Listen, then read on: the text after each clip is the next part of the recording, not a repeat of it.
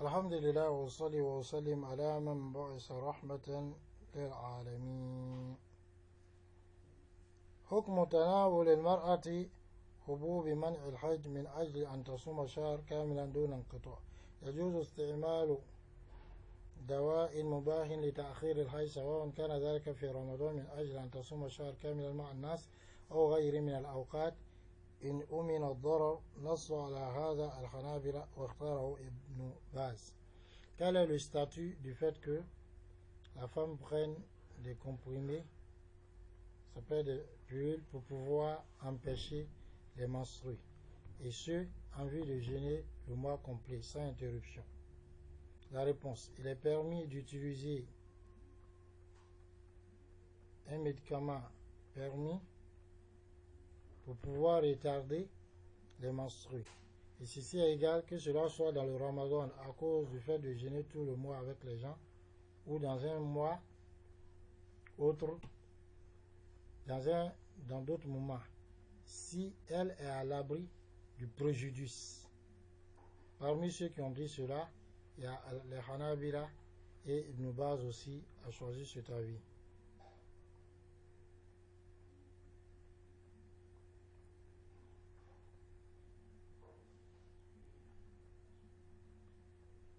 Ensuite, on va parler d'une autre condition qui est al-qudra al-sawm,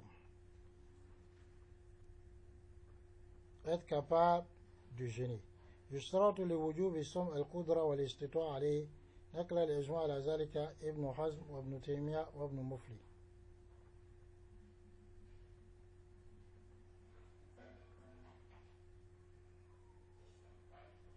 Parmi les conditions d'obligation du jeûne, il faut la capacité.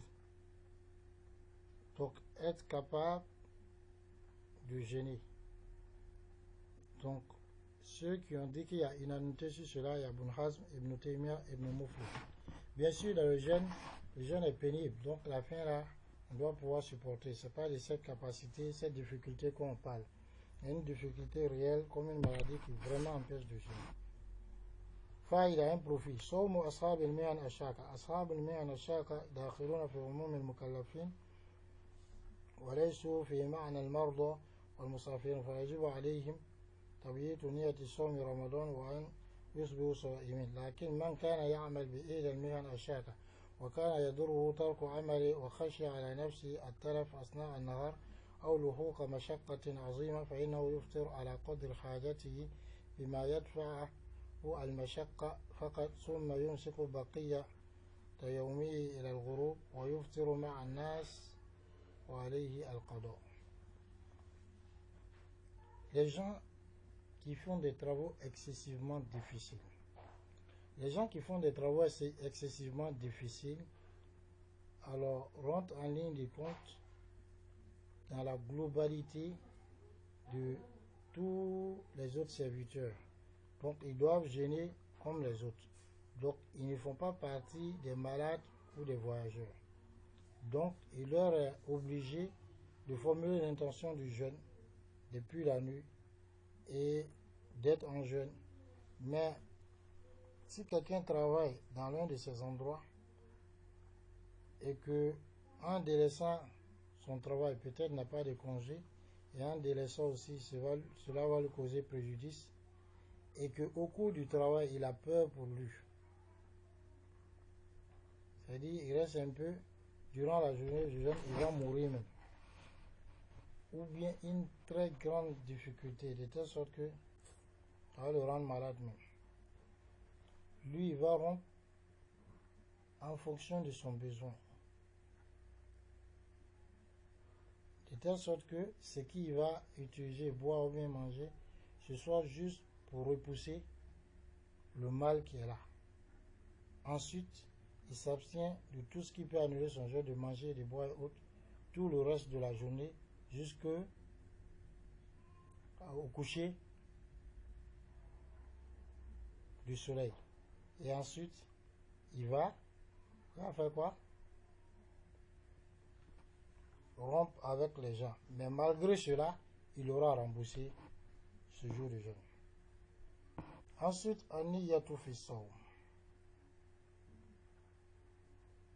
حكم النية في الصوم لا يصح صوم بدون نية وذلك باتفاق المذاهب الفقهية الأربعة الحنفية والمالكية والشافعية والحنابلة وحكي الإجماع على ذلك. Le jeûne n'est pas valide sans intention. Et ceci à l'unanimité des écoles de jurisprudence, 4 écoles de jurisprudence, les Hanafiya, les Malikiya, les Shafiya et les Hanabila. Et l'unanimité a été prononcée là-dessus. Mais l'intention, toujours, je dis, ce n'est pas quelque chose qu'on dit, mais c'est quelque chose qui reste dans le cœur.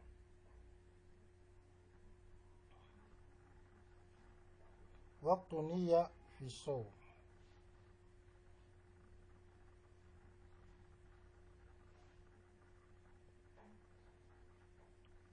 L'intention du jeûne ou le temps de l'intention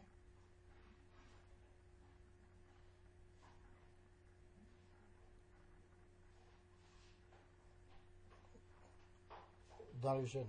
وقت النية في الصوم الفرد. المسألة الأولى حكم تبييت النية. يجب تبييت النية من الليل قبل طلوع الفجر وهو مذهب الجمهور المالكية والشافعية والحنابلة وهو قول طائفة من السلف. المسألة الثانية حكم تعديد النية في كل يوم من رمضان. اختلف أهل العلم في اشتراط تعديد النية في كل يوم من رمضان على قولين.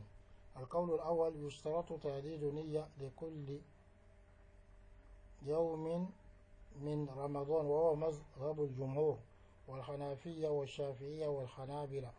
القول الثاني أن ما يشترط فيه التتابع تكفي النية في أوله، فإذا انقطع التتابع لعذر يبيحه ثم عاد إلى الصوم فإن عليه أن يجدد نية وهو مذهب المالكية وقول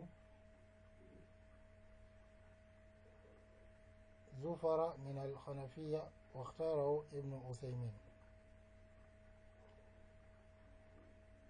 Formuler l'intention la nuit, quel est le statut? On est obligé de formuler l'intention depuis la nuit, c'est-à-dire avant Fajr. Et ceci est l'avis de la plupart des savants, les Malikiya, les Shafiya, les Hanabila, et c'est la parole de beaucoup de personnes parmi les plus prédécesseurs.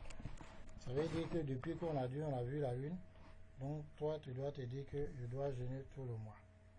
Maintenant la deuxième question, est-ce qu'on doit renouveler l'intention chaque nuit? Il y a deux avis des savants dessus. Il y en a qui disent qu'on doit renouveler l'intention chaque jour de Ramadan. Et ceci est l'avis de la plupart des savants parmi les Hanafiya, les Shafiya et les Hanabila. Le deuxième avis, c'est que toute adoration dans laquelle la consécutivité est une condition, une seule intention suffit au début de l'adoration. Maintenant, si l'adoration a été interrompue pour une raison valable qui rend permis cela et que la personne retourne au jeûne, alors il va renouveler l'intention. Ceci est l'avis des Malikiya et d'un grand nombre parmi les Hanafiya et c'est l'avis d'Ibn Usaymin. C'est-à-dire, qu'est-ce que cela veut dire? Si jamais quelqu'un, on dit on a vu la lune, il se met en tête que je vais jeûner tout le mois de Ramadan. Donc chaque jour, il n'est pas obligé de renouveler l'intention. Mais si durant le mois de Ramadan, il est tombé malade ou bien il est allé en voyage et il a laissé le jeûne pour cela, quand il va revenir pour refaire le reste des jours, donc il sera obligé de formuler une nouvelle intention.